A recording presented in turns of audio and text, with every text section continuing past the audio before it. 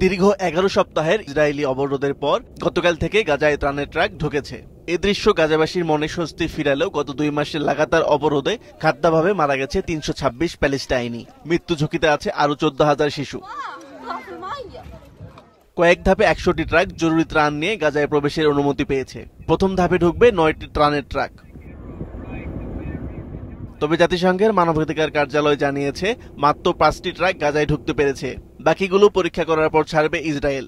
যেসব ট্রাক গাজাতে ঢুকেছে সেগুলো ত্রাণ এখনও স্থানীয়দের মধ্যে সরবরাহ করা হয়নি। এমন চলতে থাকলে মৃত্যুর ঝুঁকি আরও বাড়বে বলে জানিয়েছে জাতিসংঘ।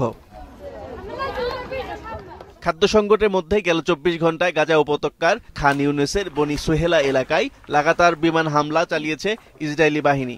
এসব হামলায় অন্তত ৮৭ প্যালেস্টাইনি নিহত হয়েছে। এদিকে গাজায় নতুন করে ইসরায়েলি হামলার জেরে দেশটির সাথে বাণিজ্য আলোচনা স্থগিত করেছে যুক্তরাজ্য।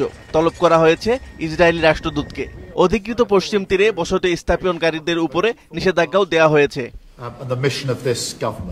গাজায় হামলা বন্ধ ও ত্রাণ যেতে না দিলে ইসরায়েলের বিরুদ্ধে পদক্ষেপ নেওয়া হবে। যুক্তরাজ্য, ফ্রান্স ও কানাডার এমন হুমকির পরেই এমন নিষেধাজ্ঞা দিল যুক্তরাজ্য। গাজার বিপর্যয়কর পরিস্থিতির কারণে ইউরোপীয় ইউনিয়ন জানিয়েছে তারা ইসরায়েলের সাথে রাজনৈতিক ও অর্থনৈতিক চুক্তিটি নতুন করে পর্যালোচনা করবে।